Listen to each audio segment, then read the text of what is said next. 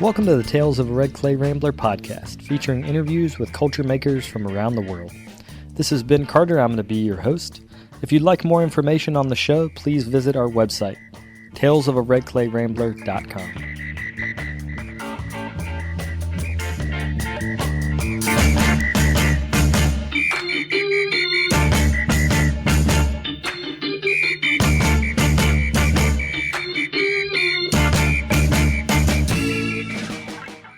Welcome back to episode 354 of the podcast. Thank you guys for tuning in. Today on the show, I talk with George Rodriguez about his ceramic sculpture. He's based in Philadelphia and is working at the Tyler School of Art. He has also been exhibiting his work widely for many years, and we talk about his past few exhibitions. To see examples of that work, you can visit his website. That's georgerodriguez.net. You can also check him out on Instagram at George Sculpts. Before we get to that interview, I wanted to thank some of the folks that have been donating to our fall fund drive.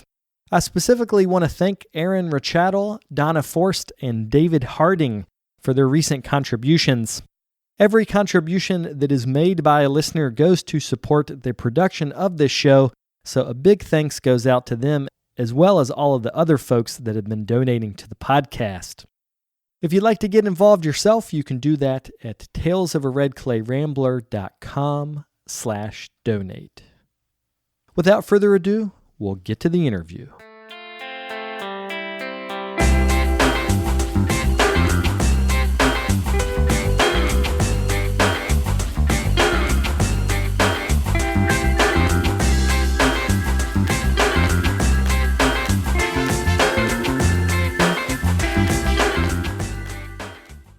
Let's start talking about the Urban Guardian series.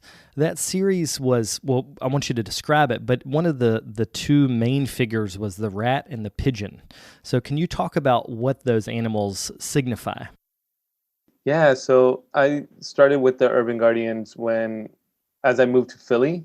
And for me, it was, I've always felt comfortable in an urban environment, and just like I came from a city where it felt like a small town. It was a big city, El Paso, but it felt like a small town. And then Seattle also felt like a pretty large city, but with smaller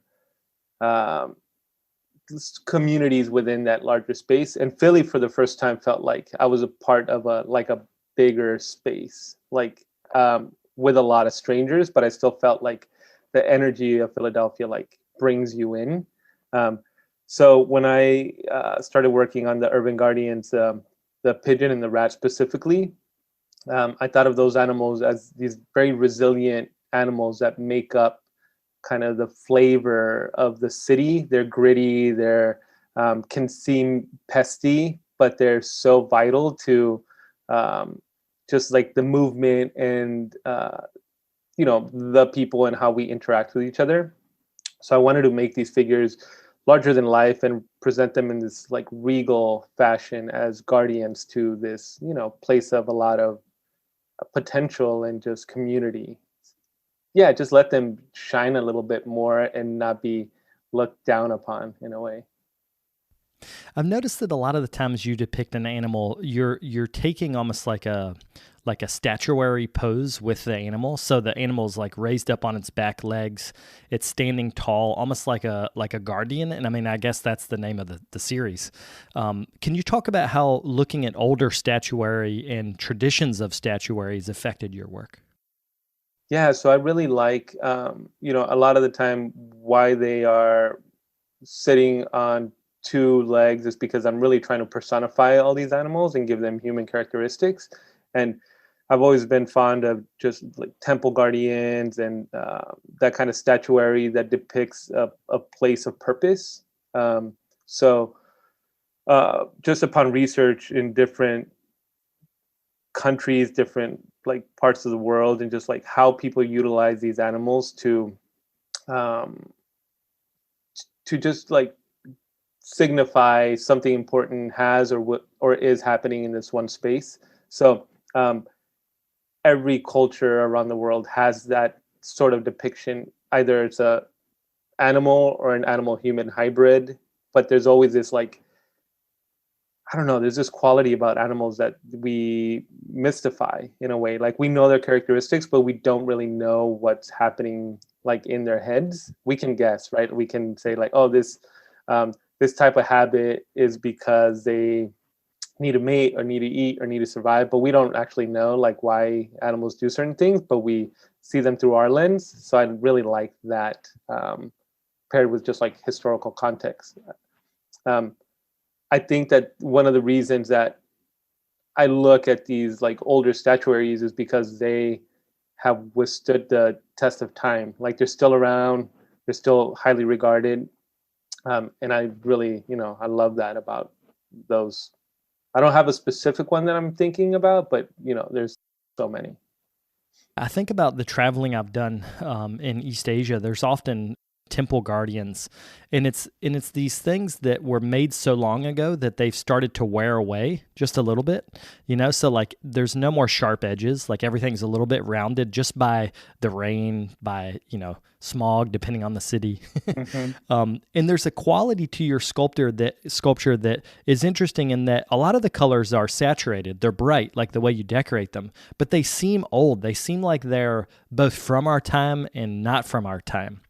So can you talk about how you might give context to a sculpture based on how you surface it?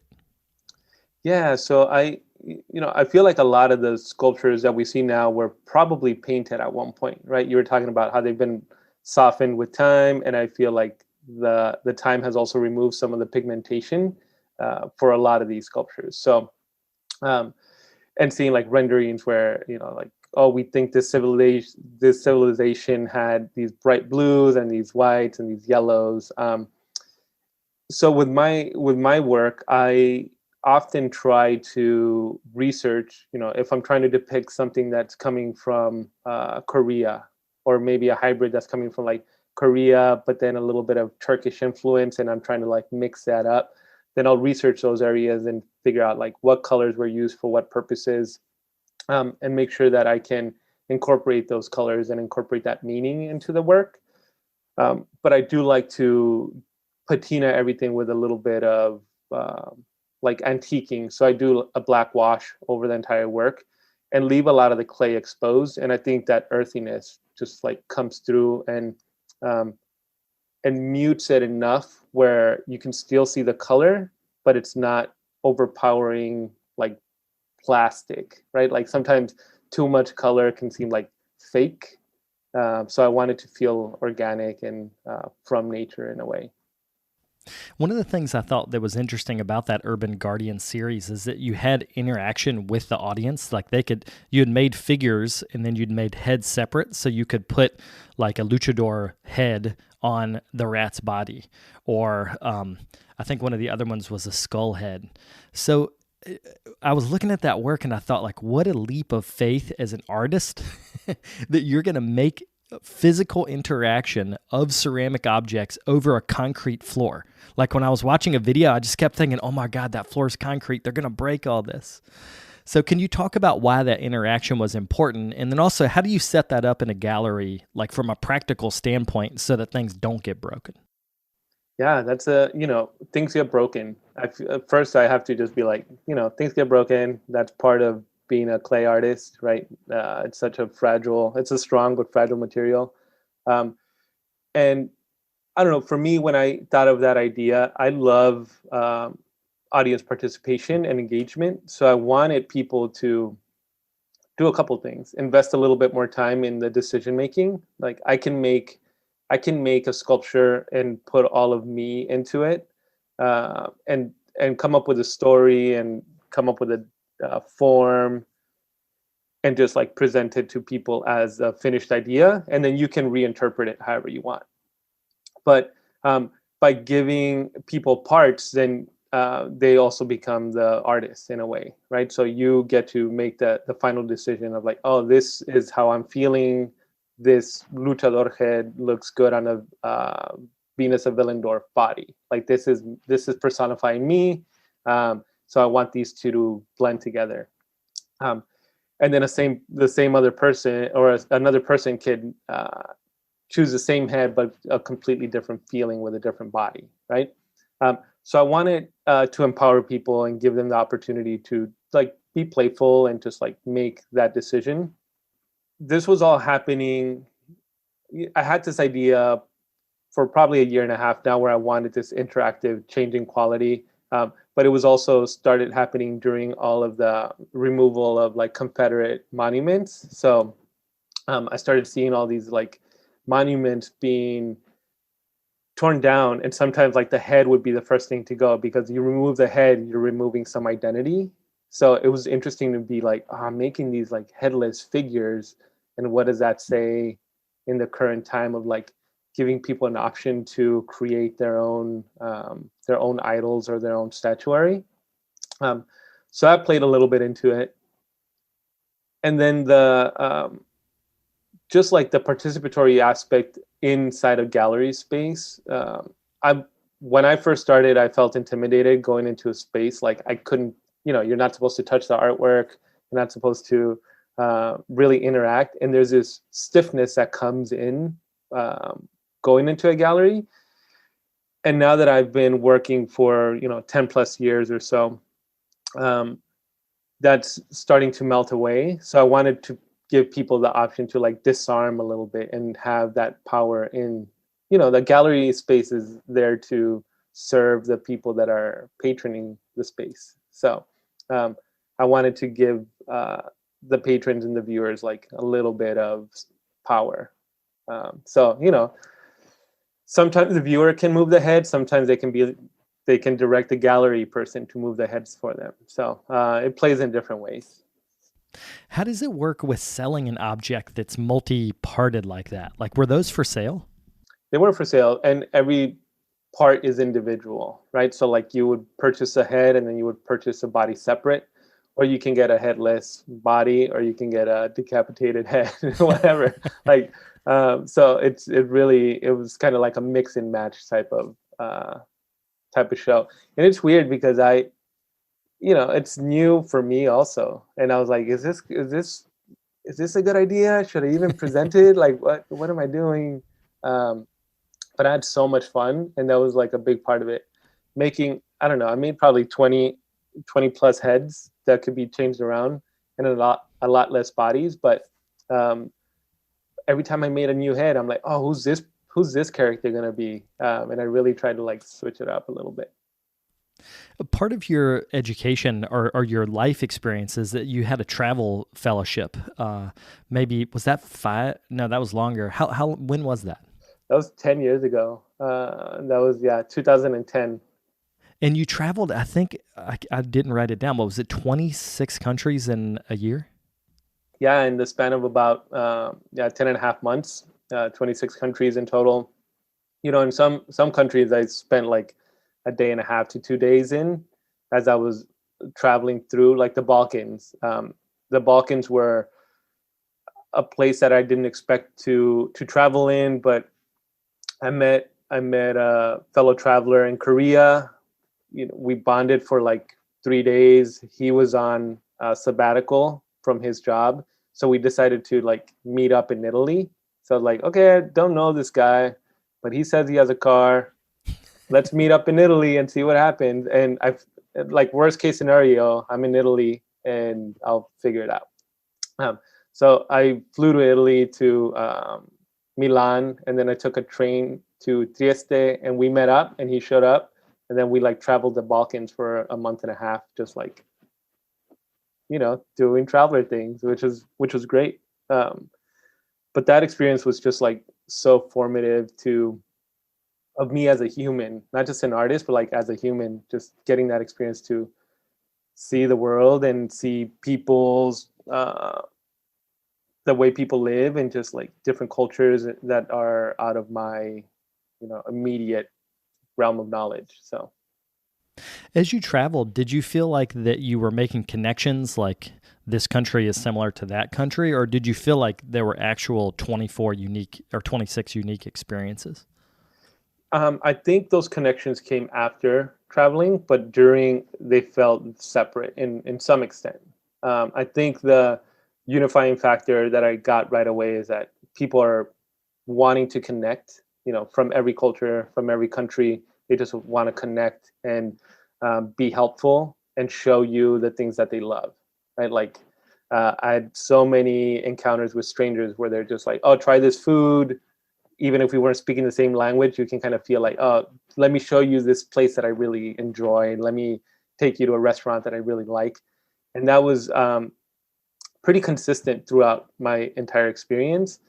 And then visually with some of the like artistic forms or some of the other connections came after, like after I had even several years from that experience to think back and say, oh, this was very similar to, the tiles that I saw in Turkey were so close to the ones that I saw in Vietnam. Like, what is that about? So in the traveling I've done, it seems like I always come away feeling like that food is the greatest unifier. I got to be in North Vietnam for a little bit, and it was in Hanoi. I was sitting on a milk crate on a cafe outside, and man, like the taste of that food is so specific, but the experience of eating in a community like that, it's the same in European countries, it's the same in South America. I mean, like sharing food and eating and that joy is so similar. Oh man, I couldn't agree more. I think I might have had a similar experience in Hanoi because I was able to visit, and I just remember sitting on a crate, then like ladling up some broth with some noodles into this bowl and just like eating it on the sidewalk. And everyone's just there hanging out, like eating. And then I saw them wash the dish, and I'm like, that's maybe not the most sanitary, but it was good. I felt good. I didn't get sick. Like everything was awesome. And I would do it again, 100%. The thing about food is like, I think the ceramics community also has that, right? Like we kind of gather around food, and that's why, I love having Potter friends, because like food is such an integral part to the making of the work, but also just like the conversations and the meals that we're able to share. So when you traveled, how did people perceive you? Because I found that people generally like Americans, but they always have almost like a preconceived idea because our movies are so popular. So what was the perception of you as you were going around? I am kind of lucky because I am somewhat ambiguous. I'm Mexican, and I look Latino. I look brown, but when I was traveling, and once I start talking, like people know that I'm American, even with my even when I talk Spanish, like I have an American accent. But when I was traveling in South America, like I could blend in to many of the people in South America. And even when I was in like Korea and Japan, people thought like he might be a little Asian, maybe not, maybe. So, and in Turkey, same thing. Like my beard was long then, and people, were coming up to me and speaking Arabic to me, and I'm like, I'm sorry, I can't. Like, but so I felt lucky in that sense that I, physically, appearance wise, I could blend into a lot of places. But yeah, once we start talking, like people, I don't know, I could move between being Mexican and being American. So like in some places where I think Americans were loved. This is back in 2010. I haven't like traveled that extensively in a while. So back then, like people, loved Americans. Every country. I wonder how it goes now. But my experience was, I don't know. Maybe it's like rose-colored glasses, but it was all positive. Like people were so like interested in America. In that traveler culture where everyone's moving, I was doing some work in New Zealand, and I was staying in hostels to save money. And there were a lot of Germans that were coming just to do a gap year, like just to travel, and French and Italians as well. And what I found is in those hostels, your nationality was only important for like a minute and a half when you were introducing yourself. And then after that, it was, like you said, with the guy that you met in Italy, it's like, where are we going to go? Like what's our experience in the moment? And I actually got a lot of solace from that a lot of international politics is about us versus them, but that doesn't actually play out like when you're there on the ground?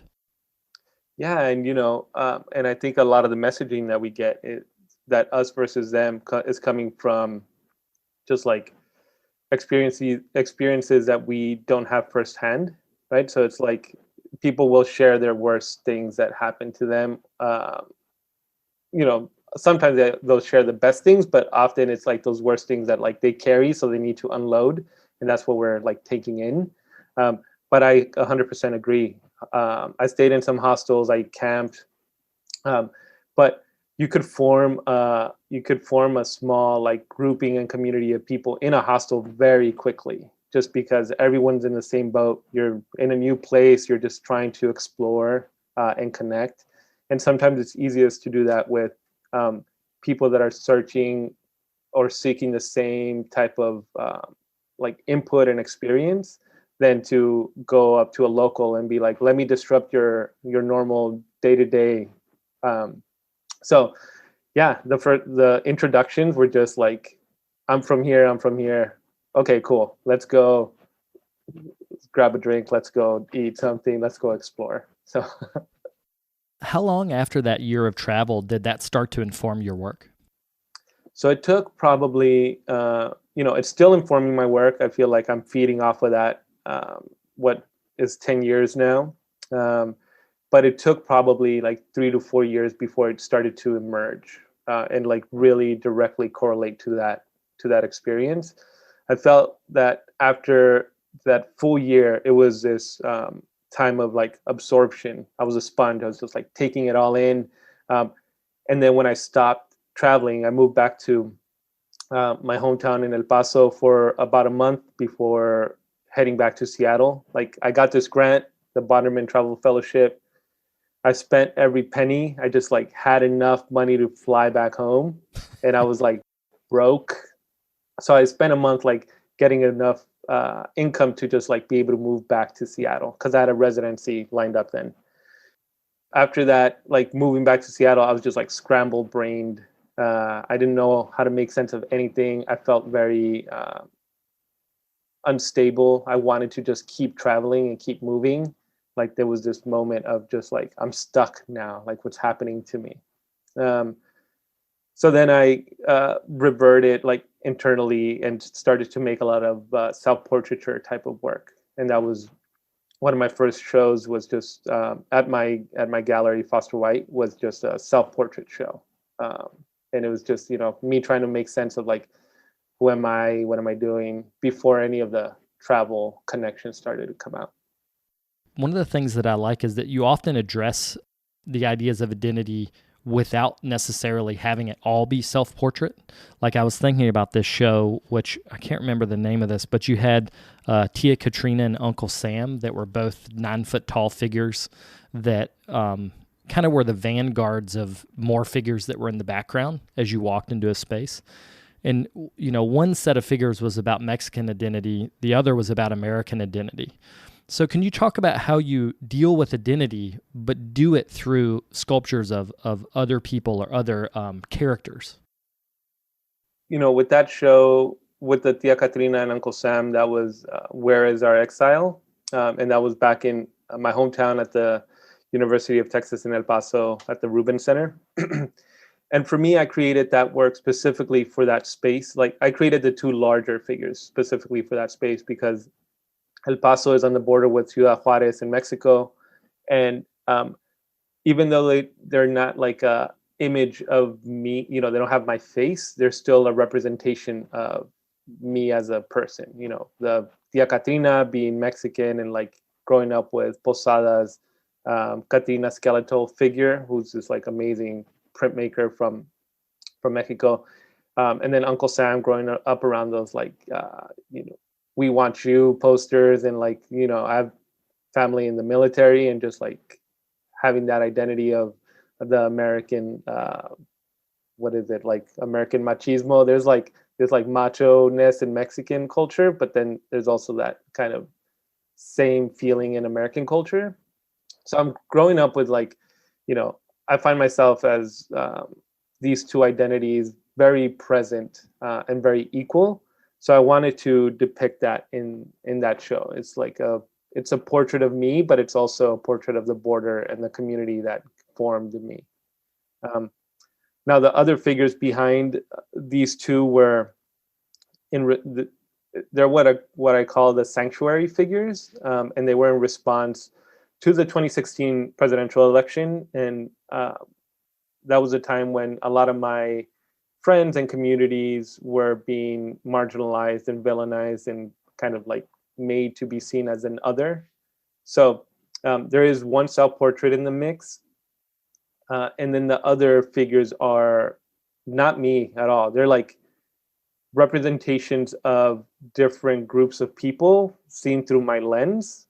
And again, I tried to like do research and talk to friends that kind of fit in those categories and figure out if I was making the work justly and not just playing on stereotypes or, like making a one-liner. But I wanted to represent them in an honest way, but they are like through my lens because I'm the one ultimately making the piece. There's a Venus figure who's a mother figure nursing a small child, and that's one of the only figures that isn't fully ornate. Like there's some decoration on the body, but it's not sprigged and embellished to the intensity of the other figures. And I wanted to do that because the form is really important, right? Like the mother figure, especially with all the smaller relics and Venus pieces, it's all about the shape of the body. So I wanted to make sure that came through and wasn't obstructed with a lot of the decorative elements. I'm glad you brought up the sprigs because I wanted to talk about that as a general method of surfacing. So far, we've been talking about the forms mostly, but you heard in another interview you talked about that you have hundreds of molds that you pull through, and these are small plaster or I guess ceramic sprig molds. Can you talk about what you look for in an icon or a symbol when you're collecting it, and then how that translates into actually using it on a sculpture years down the road? Yeah. So, I first started, they're all plaster molds that I'm pressing clay into, like a really simple 1-part plaster mold. Then I first started with that technique when I was trying to mimic embroidery. So the first thing, it was like, this embroidery pattern's really beautiful. I'm going to try and make a flower that mimics this. How can I represent that out of clay? So I made a sprig and I loved the way that looked. And I made a leaf to kind of like mimic that like floral pattern. And I was making a matador like vest. So they're really like beautiful and showy. So that's kind of where I started. And now whenever I make, if I'm making a new figure, I'll try and figure out like what's the overall feeling or composition of this figure. If I'm making like an Aztec, an Aztec god, I'm thinking, okay, well, I want my sprigs to be a little bit more rigid and geometric, like they were carved out of stone. So not as smooth and soft. So I want them to be more geometric, very simple type of patterning. And then I'll make a series and just play around with different textures. And when I make my sprigs, I'll probably make 20 at a time and keep maybe like 5 to 8 of them. And the rest of them just don't work out.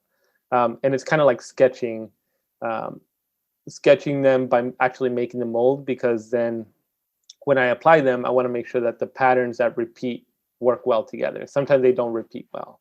And for me, I found that a 5-petal flower is a really wonderful filler form because they interlock like puzzle pieces.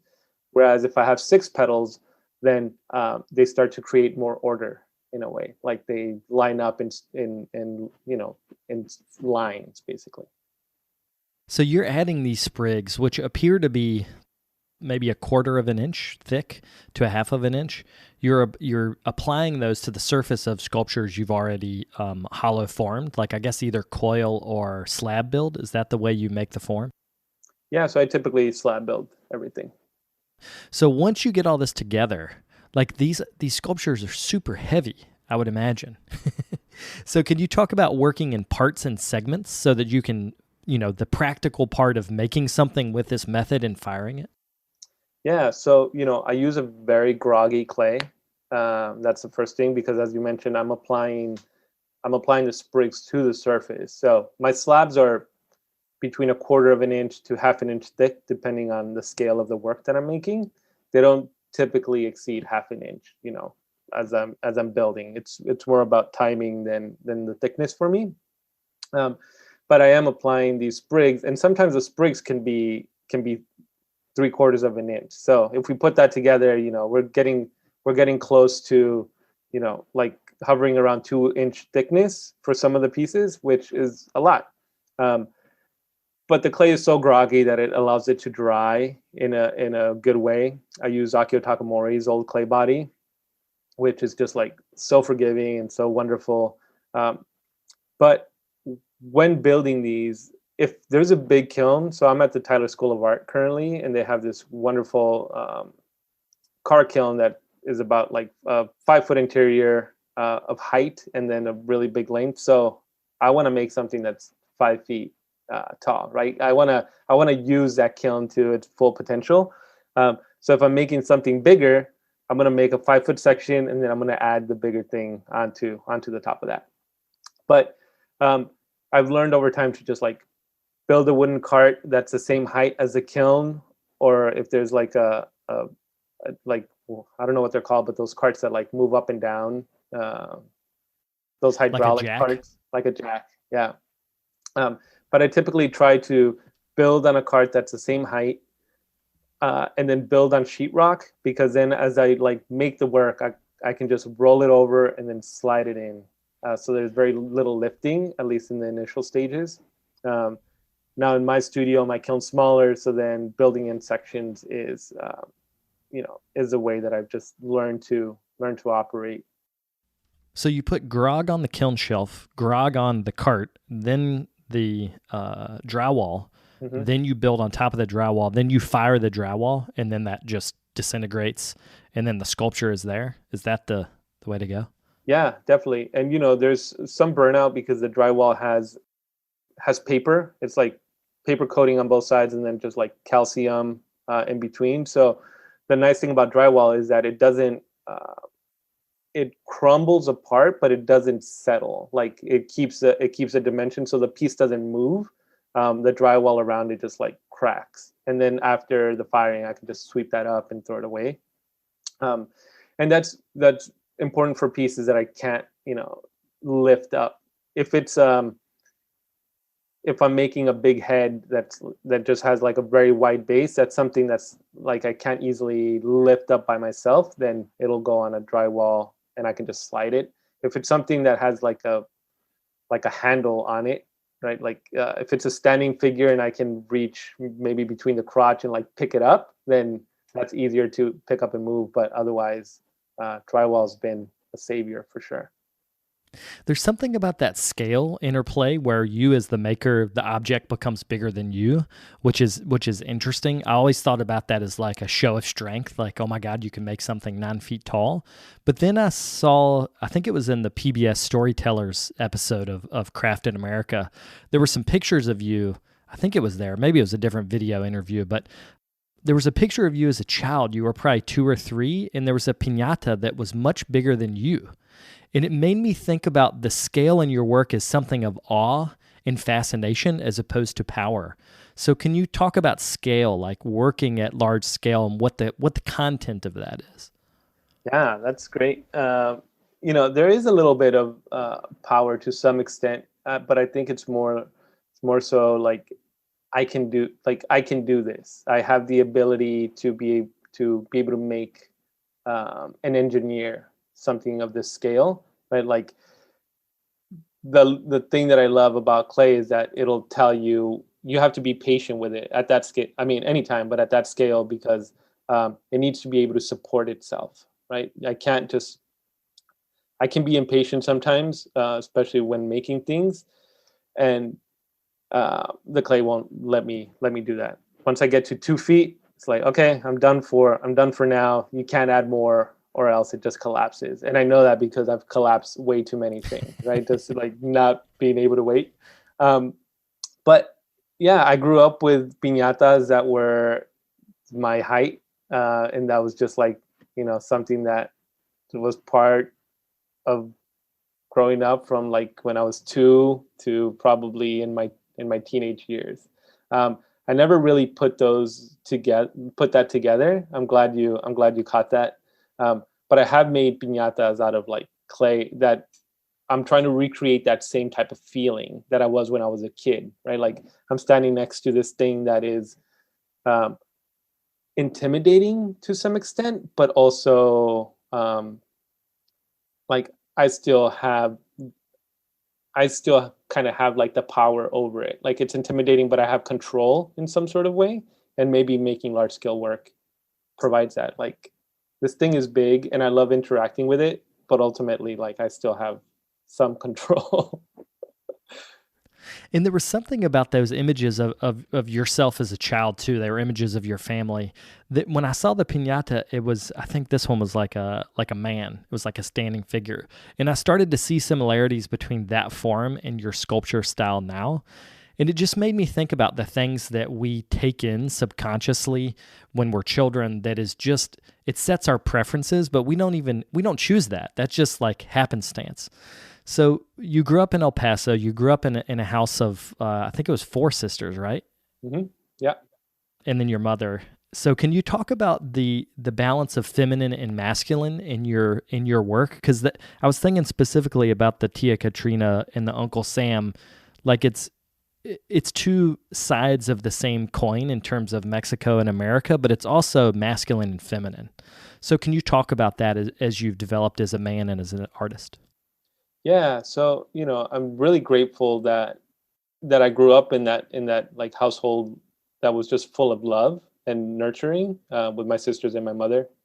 Um, and I think as I mentioned, like there's this idea of like machismo and like I have to be I have to be a caretaker to my family because I'm a man and I have to be strong, and that whole idea of like showing little emotion. But I've always been just like a sensitive person, and especially as a kid, like a really sensitive kid. More so with just like while talking with people, and having like I don't know, talking about conflict, talking about like difficult things. Like I like being around those conversations, but they overwhelm me. So I tend to like revert back and like simmer in those conversations and take them in and then express my emotions by myself, right? So like I'll like absorb it all and then I'll like go and retreat into a corner somewhere. um but now, like as I realize that, and just as starting to get older, have been having more conversations with my partner and other people, um I feel, and maybe it's just like more widely accepted, that people are complex and it's not this like binary. um, I feel a lot more comfortable just being more honest and more sensitive, and expressing the feminine um, parts of my personality, which are just like as important as, or they just are part of my personality. I don't know. I don't want to like give them uh, more or less importance. They're just like it's complex. Well, I think about it like where a recipe, like a cooking recipe, we don't always know what all the ingredients in our recipe are, but we know what our flavor is. And as we get older, whether you're into meditation or going to a shrink or making art, whatever it is, we slowly start to realize like what our own flavor is. And I see that in your work, like as your work progresses, like the forms change, the color changes, but there is a core that's you. So one of the things I wanted to talk about is how do you think your sort of artistic voice has become sharper over time?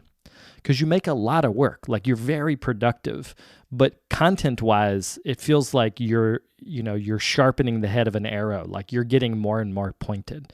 So do you feel like that, and how have things changed over time? Do I feel like that? I don't know. I don't know if I feel like, I mean, I wish I felt that. We were talking about the Urban Guardians, and I felt like that for the 2 bigger sculptures, the rat and the pigeon. But then the interchanging heads were like am I doing this? Is this good? Is this right? This feels uncomfortable, but I'm gonna just push through and see.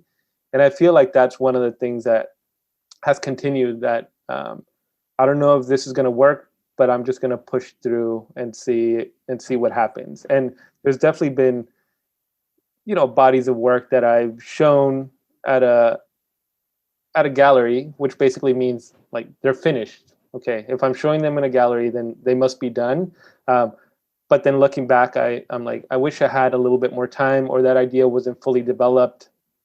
But that's okay. I thought they were done at that point in my life, and I try not to look back in regret, or just, or I try and say just like, okay, that happened. That was me at that point. Who am I now?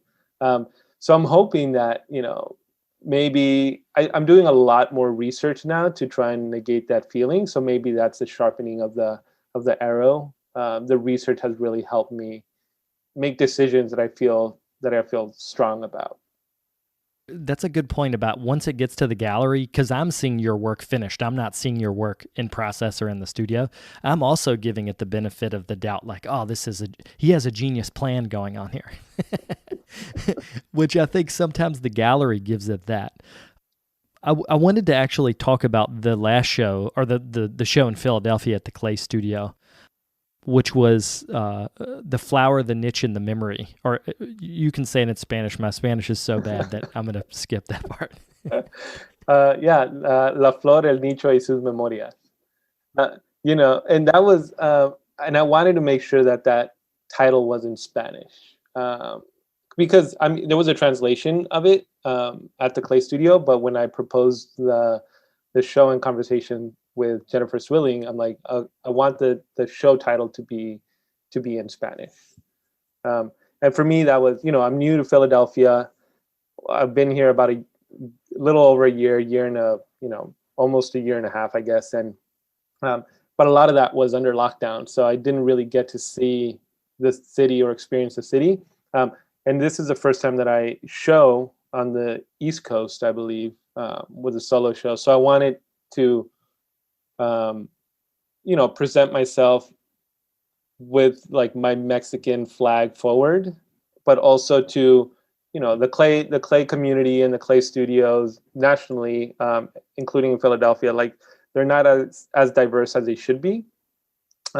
So by having a Spanish title, I also wanted to just like let other people know, like, oh, this is a space that you can come into. It's also for you.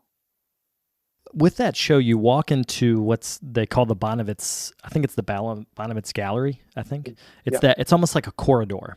So you walk in and there's tile like from floor up above your head that are small press molded tile that make that whole space. And then at the back of the space there is the Aztec god of death. And there were little niches in the wall that you had made objects, and then people could make objects. So there was an interactive part where they're almost making an offering to the space and to the god. But before we talk about the god, because I'm really interested in that concept of offering to death, I wanted to talk about how decoration makes something sacred. Because I only saw video of this. I didn't walk into it, but it seems to me like the moment you pass that threshold, the decoration on the wall changes something. So can you talk about like decoration as a sacred signifier, as a way it can make that space sacred? Yeah, I think that, I like that you pointed out the threshold, because once you pass that and you enter a space that's like ornate or decorative, then you become part of it, right? Like you're no longer an observer. If we walk outdoors and we're looking at decorative architectural elements, you can still have this separation. It's like, oh, look at that beautiful thing, but you still have a barrier. But once you step inside and are pretty much surrounded by it, then you're, I think, in a state of calm. Like there's no more panic of like, let me take this in. Now you're just like, you're in already, so you can kind of settle. And it is for me a more like meditative state, a more calming state. The first time I created one of these rooms that was like fully decorative, I actually had tiles on the floor and the ceiling and the wall, so you were like completely surrounded by it.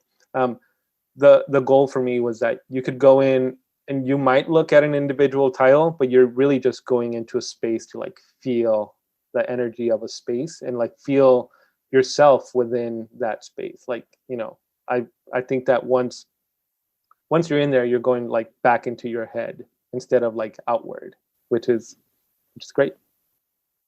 One of the great things about the tiles is the way you line them up. There would be like a row of, I don't know, like 20 tiles, but then the last 4 would be a slightly different color than the ones above. So when I was watching the video, I was like, wait, my brain is trying to figure out like the logic of it, the design logic, and that is so pleasing. Like I do that a lot with pots where there's some expectation of rhythm and then I deny the expectation.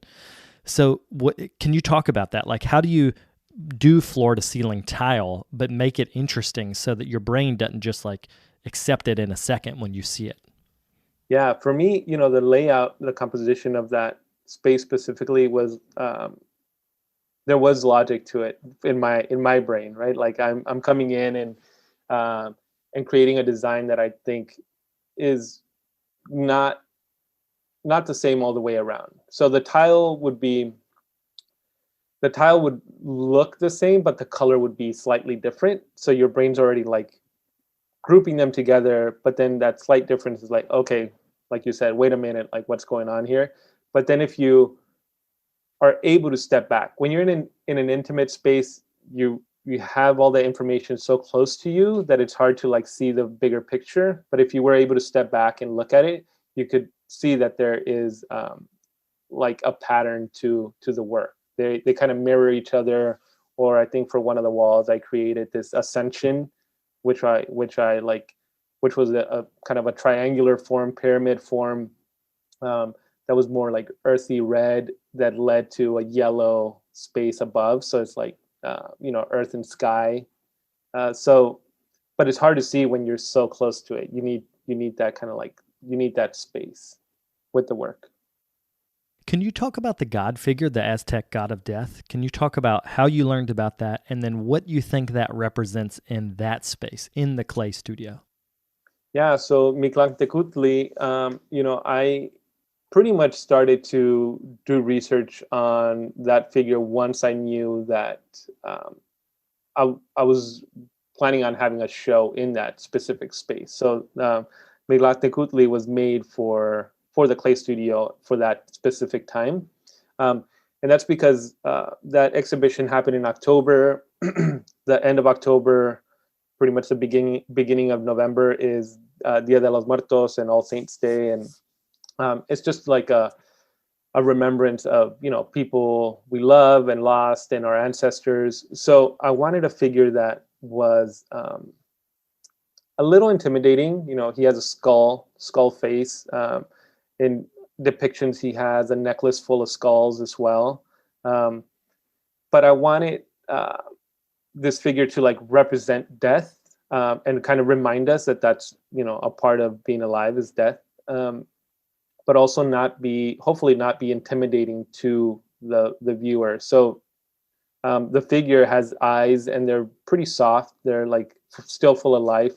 It has 2 hands that are open, so palms up. And for me, that's like a receiving gesture, or like a disarming gesture when you have your hands, in an offering or in a receiving state. So so I wanted this piece to like be kind, but also not just be fluffy, right? It's not about like the fluff and like trying to mask things. I wanted it to be honest, but also tender in a way. So it's a symbol of power, like this is a god from a civilization that is no longer active. Can you talk about how symbols of power, how you as a person that grew up in El Paso today, in our time, can reference a culture, an older culture? Like, how do you feel using that iconography? I think as long as I can do it honestly and without what's the word that I'm looking for? I don't want to appropriate any form of this and use it uh, in a dishonest or just like a negligent way. I want to make sure that um, I'm being honest with the depiction, and I definitely don't know the entire history of this god and this figure, but with the minimal research that I did, like I took some of the elements that just like resonated with me and try and showcase that in the context of the exhibition in the space that I created.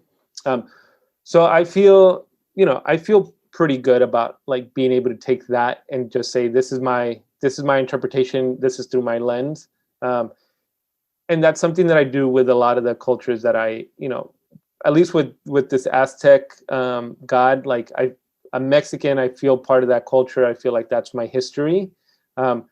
But I also do that with statuary from like South Korea, right? That seems like so far removed from me, and like I don't really live in that culture. But I can use statuary and imagery, and as long as I know the meaning behind it and don't use it improperly, I feel like I can still present it in a way. One of the things that is unfortunate about stereotyping is that you will often see sort of white American college kids throw parties for either Cinco de Mayo or the Day of the Dead, and it will be just a flat appropriation. So can you talk about how appropriation works, or how you see it when it's white artists using the same iconography as you are in their work? Yeah, I think there's, again, I'll go back to just the honesty of it and the education of it, right? If you're presenting that, if you're taking that iconography and you're presenting it through your filter, like if I'm taking something from Irish culture, Celtic culture, and I'm taking that in and then presenting it through my filter, like maybe I'm using some of their stylistic elements, but then changing them a little bit to merge with who I am as a person, right? I feel like that's a reinterpretation and a merging of culture. So if somebody takes Dia de los Muertos skull, but then like reinterprets that into something that belongs with their culture and that they live in, like that's wonderful. That's this melting pot and this merging. But if you're just taking this image and like sticking it on because it's popular, like that has no context, you're just trying to profit off of somebody else's culture, which is not, this so shitty. Like it should be an artistic interpretation of the way things, of other people's cultures. And I think then everything's kind of fair game at that point. And so much of this too, I think, comes from corporations. Like the first companies that I saw that were really capitalizing on Mexican culture were actually beer companies, because they were trying to sell beer for holidays. And it just always struck me as funny. It's like I'm sure that in the border region there were like in parts of North Texas there were people taking traditions of South Texas and Mexico. But for some reason, when you see Budweiser doing it, or whatever the company is, that was just like, man, this is just corporate. It's just profit. Totally, and and it happens all the time. Something starts to become something like has a hint of popularity, and then they'll just like transform it completely, right? It's just, I don't know, it's crazy. But some of those, but they're smart in some way, because some of those things are like really, they're true. Like some of the things that they're like advertising or projecting, they're based in some reality. So like most stereotypes are based on some reality, right? They're just like hyper like hyperly presented in some sort of way. But there's a lot of like lounging on a beach and like drinking a beer. Like that's what you want to do to relax and to have a good time. And that's the imagery they're selling. And who doesn't want to have a good time with like music and the beach and water and whatnot? So one of the parts of this show at the Clay Studio is that the the people that came could make objects and leave them in this space. So one of the things you said is at the end of this, all this clay, it comes from the earth, it will go back to the earth. So what I thought was really smart about this is it's a unifying ritual because we're in quarantine. Like there's not a lot of people that can come and see the show. So when they come to the show, if they make something, they're participating in a bigger community. But then there is this almost like harvest ritual of the object is made, it's created, and then it goes back to the earth. So can you talk about the ritual nature of the show? Yeah, so I wanted people to realize that they weren't on their own. They were still part of the community, right? So as you mentioned, we're in quarantine, and this exhibition was visited by a lot of people, but never at the same time. So when somebody came in, they had the option to leave a small offering, and they're really, they're leaving the offering to the Aztec god and to the space, but they're honestly just leaving the offering for somebody else to see. The next person to come through and see, like, oh, we were, someone else was here, and they made this funny little skull dog or this like little person. And then over the span of the exhibition, that there was just like an accumulation of more and more figures. And then people would message me and say, like, can you guess which one's mine? I'm like, no, I can't, but I will try. Because, they're all like so quickly made. They all have a lot of personality, but they're all very similar in the sense of like, you maybe spent between 5 and 30 minutes if you really went on the long end to make this one thing. But then once they were made, I don't like, there's so much love and energy that goes into making and like leaving this object that I didn't want to just like discard them. So the beautiful thing about the material is that we can repurpose it and like reconstruct it into something else. So we did have a really lovely ceremony where people were able to tune in and see us like slake the pieces down and then eventually remake into something else. And I think that the material does have like a charge of energy from all the participants that were in there. So now it's become a little bit more precious in that way, right? It's still clay. It could still crack. It could still like turn into an ugly sculpture. Who knows? But it has a different kind of energy than something that came straight from the supplier. To wrap up, can you leave your information, both your website and social media, so people could get in touch to talk with you? Yeah, definitely. So you can reach me at georgerodriguez.net is my website, and I have a contact button there, or you can find me on Instagram at George Sculpts. Yeah. Well, thanks, man, for taking the time to do this. It's been a pleasure. Totally. It's been so much fun. Thanks, Ben.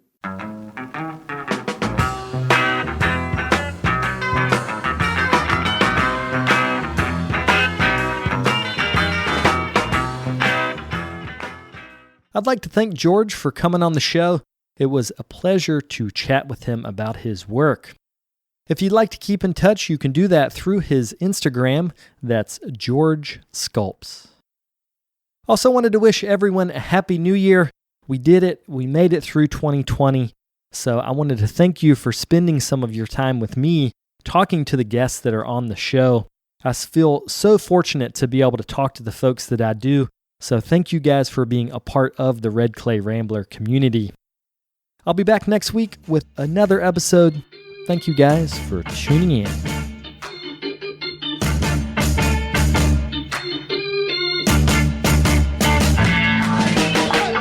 If you'd like more information on the artists on the show, or if you'd like more information about the workshops and events that I'll be having in the next couple months, you can follow me on Twitter, Instagram, and Facebook under Carter Pottery. Another great way to support the show is to leave me a comment on iTunes. To do that, search Tales of a Red Clay Rambler under iTunes Podcasts, and you'll find a page that's linked to our show. Thank you guys for the support.